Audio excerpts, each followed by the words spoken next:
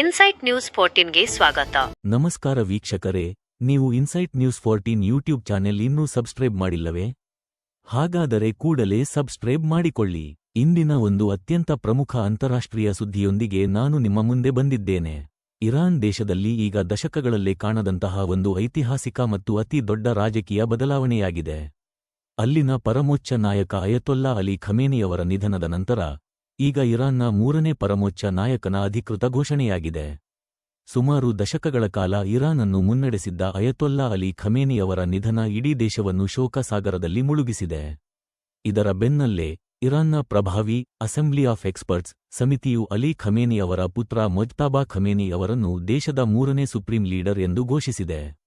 ಇದು ಇರಾನ್ ಇತಿಹಾಸದಲ್ಲೇ ಮೊದಲ ಬಾರಿಗೆ ತಂದೆಯ ನಂತರ ಮಗ ಅಧಿಕಾರಕ್ಕೆ ಬರುತ್ತಿರುವ ಒಂದು ಮಹತ್ವದ ಬೆಳವಣಿಗೆಯಾಗಿದೆ. ಈ ಘೋಷಣೆಯಾಗುತ್ತಿದ್ದಂತೆ ಇರಾನ್ನ ರಾಜಧಾನಿ ಟೆಹರಾನ್ನ ಪ್ರಸಿದ್ಧ ಇನ್ಕ್ವಿಲಾಬ್ ಚೌಕಿನಲ್ಲಿ ಸಾವಿರಾರು ಸಂಖ್ಯೆಯಲ್ಲಿ ಸಾರ್ವಜನಿಕರು ಜಮಾಯಿಸಿದ್ದಾರೆ. ಇಡೀ ಚೌಕವು ಜನರಿಂದ ಕಿಕ್ಕಿರಿದು ತುಂಬಿದ್ದು, ಜನರು ತಮ್ಮ ನಾಯಕನ ಪರವಾಗಿ ಘೋಷಣೆಗಳನ್ನು ಕೂಗುತ್ತಿದ್ದಾರೆ.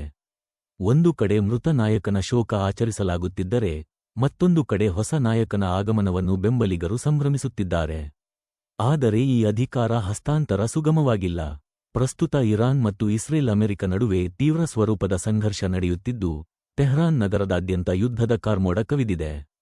ಕ್ಷಿಪಣಿ ದಾಳಿಗಳು ಮತ್ತು ಆರ್ಥಿಕ ಸಂಕಷ್ಟದ ನಡುವೆಯೇ ಮೊಜ್ತಾಬಾ ಖಮೇನಿ ಅವರು ಅಧಿಕಾರ ಚುಕ್ಕಾಣಿ ಹಿಡಿದಿದ್ದಾರೆ.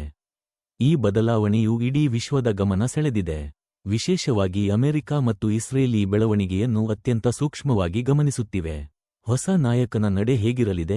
ಈ ಯುದ್ಧದ ಪರಿಸ್ಥಿತಿಯನ್ನು ಅವರು ಹೇಗೆ ನಿಭಾಯಿಸುತ್ತಾರೆ ಎಂಬುದು ಈಗ ಎಲ್ಲರ ಮುಂದಿರುವ ದೊಡ್ಡ ಪ್ರಶ್ನೆ. ಇದಿಷ್ಟು ಇರಾನ್ನ ಪ್ರಸ್ತುತ ವಿದ್ಯಮಾನಗಳ ಸಂಕ್ಷಿಪ್ತ ವರದಿ. ನಿರಂತರ ಸುದ್ದಿಗಳಿಗಾಗಿ ನೋಡ್ತಾ ಇರಿ ಇನ್ಸೈಟ್ ನ್ಯೂಸ್ 14.